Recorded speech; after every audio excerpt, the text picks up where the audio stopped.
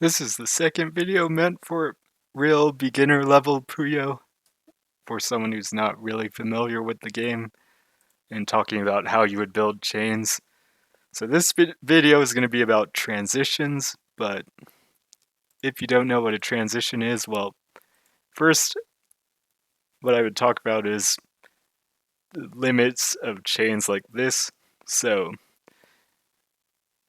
if you watch the last video, or even if you just look at the pattern, you could probably see how to add one more link here. But once you do this, it's not very clear how you would add any more links because there's no more space on the side. So, like, technically, you can make a tail. So if you know how to make tails, that's another technique you could use that would allow you to make chains. Oh, that doesn't quite work. But you can make a tail, so a tail is building on the back of a chain and going up. But instead, what you would really want to do to be able to make a big chain here is to build a transition. So what a transition is it allows you to fold around and go up to the next level. So a stairs transition would look something like this. So now I've been able to get to the second floor of my chain, and I can build all the way across the other way. So I could build like this, and I could use all this space over here to add in more links on another level. So this part on the left that allowed us to get up to the second floor and turn around from, so at the bottom we were going left to right, but on the second floor we're now going right to left. So that part where we turned around and got to the next floor is called a transition. And you could do it again even higher up to turn around and go like left to right again and build a third floor.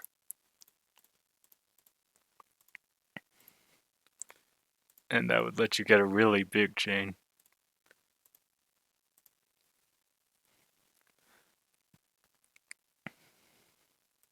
So my own personal belief is that you should just learn a transition if you're a new player. Like, I don't see any benefit to really hesitating or like learning it later on.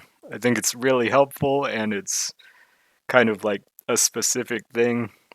Like, there's no real downsides that I see to learning it, and like it's something that is pretty much used at every level, including the top levels. Like, you're never gonna stop using transitions in order to get better. It's something that you always use.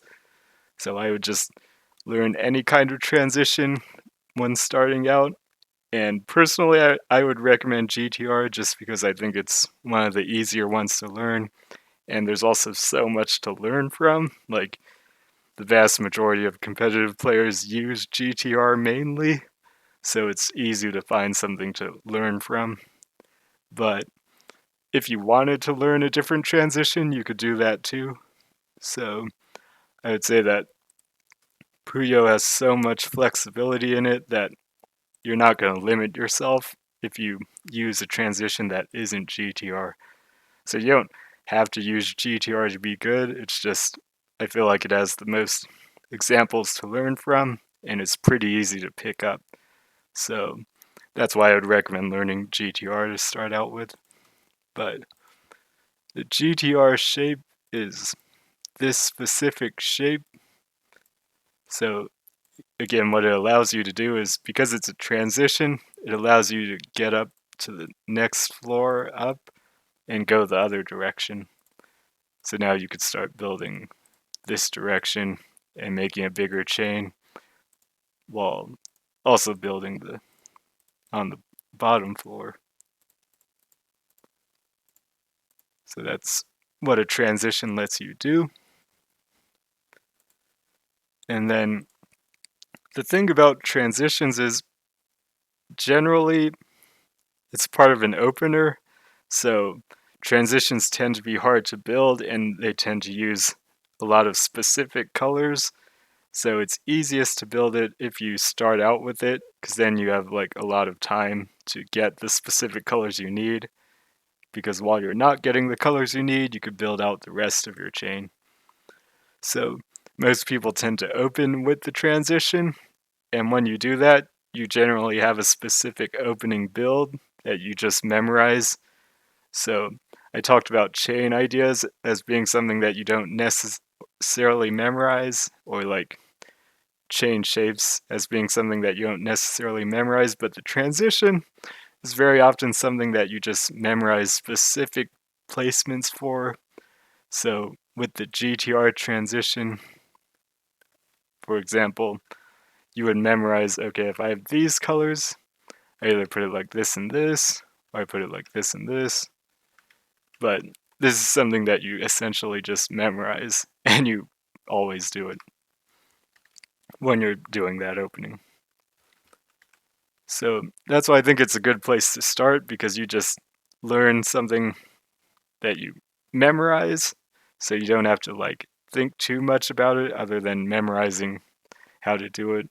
You don't have to like come up with your own flexible ideas. It's just something you memorize, and then once you can do that, if you get lucky with the colors and you know a couple chain ideas, you could probably build an 8 chain or so pretty easily. It's like 7 or 8, but you're probably not going to have the flexibility to deal with like colors that you don't need very well. So you might have to get lucky, but if you do get lucky, you can probably pretty easily get to like 7 or 8 chains. So I'll walk through some of the opening placements for GTR. So you want to build that base of 2 at the bottom first. So in this example, it's those 2 reds. So you want to make sure you have that base of 2 connected at the bottom here. So if you draw 2 of one color and 1 of the other 2 colors like this, so they would call this ABAC. You name it based on the colors that match. So you have an A and a B because they aren't the same. If they were the same, it'd be A and A, so it'd be AA. And then on the second piece, you have a color that matches the A, so it's AB, and then C, because the C doesn't match either of them. So in this start, you would focus on making or pretty much every start, you focus on making the bottom 2 here like this. So now the bottom is purple, and then if you have something that matches the purple that's a red, you would put it like this. So you'd add the purple and the red. If you have a purple and a yellow, you would put it like this. If you have a purple and another color, purple in this case, you would put it like this. And then whenever you draw a piece that matches the red, you would connect it to this red. But if it was a red and a yellow, you would put the yellow in. And if it's a yellow and a purple, you would put the yellow and purple like this. So you're essentially memorizing based on which colors match and which colors don't match, where they all go. So then you could play it out a lot faster. And then set it off.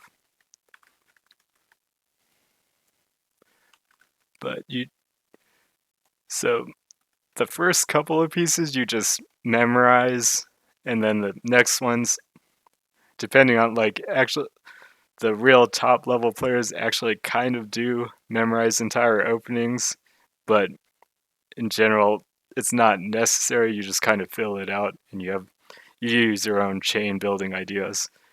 But even at a top level, the first couple of placements tend to always be memorized, and then after that, you just go off of your own chain ideas and build from there. But once you get to a really high level, even though you do memorize like specific openings, you don't have to use a memorized opening to build a chain, but it just makes it easier.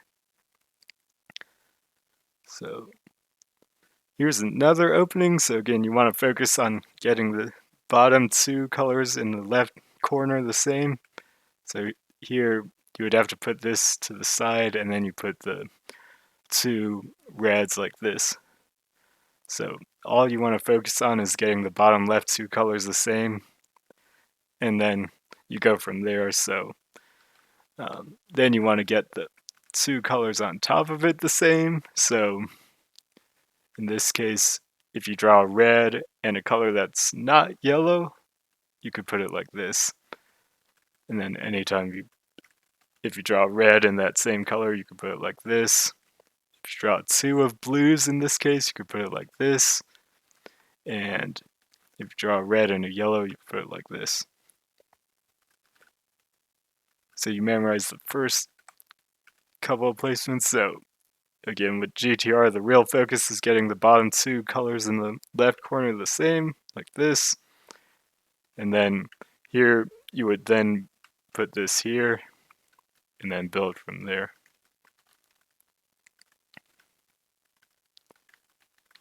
Then build the rest of the chain. Just kidding.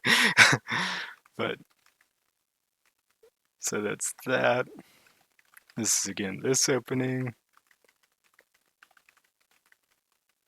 And this is again this opening. This one's like, it's going to be pretty common just because of how. This is again this opening. Oh, this is a new one. So you want the bottom two in the left corner to be the same again. This, you can either do this or this. At a high level, you're going to see this really often, because if you do this, then you'll often have to split to get the blues in, unless you draw a double blue. So that's why it's more common to do like this at a high level. So it's less likely that you have to split in the future. But at a low level, that's not a big concern. You can do whichever you feel is easier to you.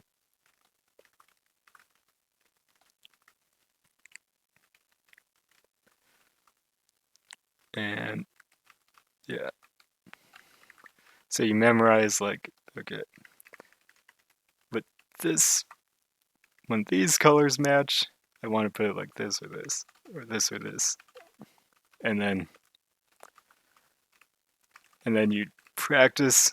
And I would say if you can get to like a 4 chain pretty consistently, then you're pretty solid on the opener.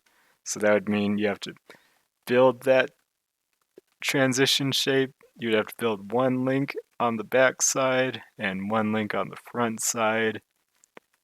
Or you could build multiple links on the back side or something like that. And here I would have to go through another color. This, since it's a double, like, sometimes you don't want to put it like this, but you can anyway. But if you can build the transition shape and build one link on the back side and one link on the front side, then you're doing really well.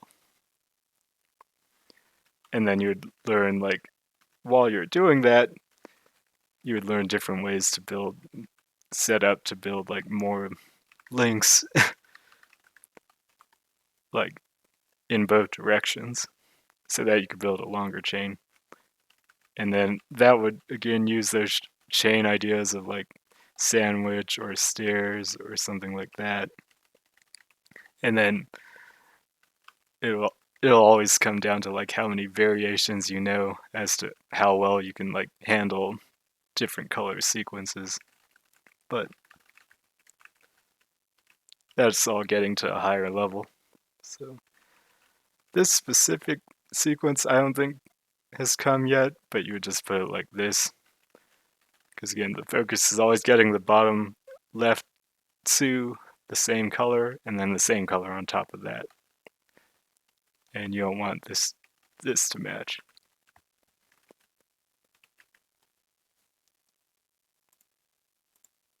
So if you can learn a transition and then learn some ideas for how to build off the back side,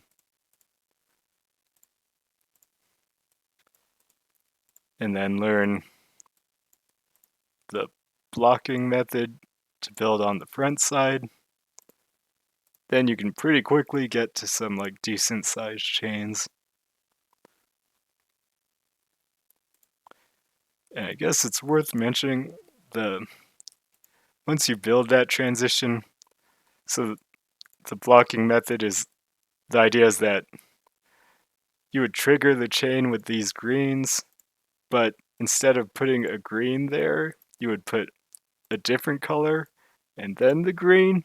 So you're blocking the green with a different color, and then you trigger it on that color instead.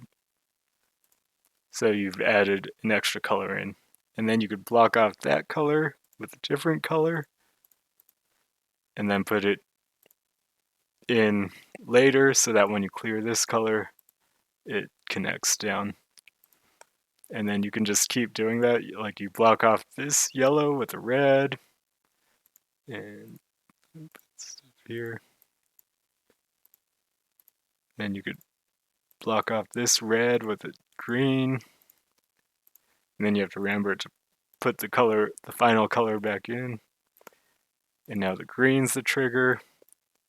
And if you had more space, you could block off the greens with a different color, and you could block off the blues with a different color, and you can go as far as as far as you have space, essentially.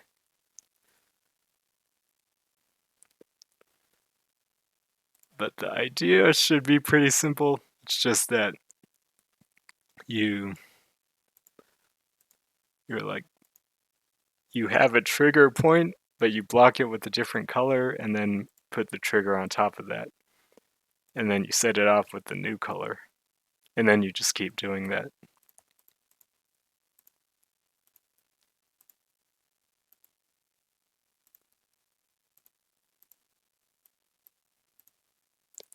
So if you have some idea of how to make a chain, or if you memorize how to make a transition and you have some idea how to make a chain on the back end and some idea of how to use the blocking method to add links on the front end, then you should be well on your way to making like decent sized chains like 7 or 8 or even higher sometimes.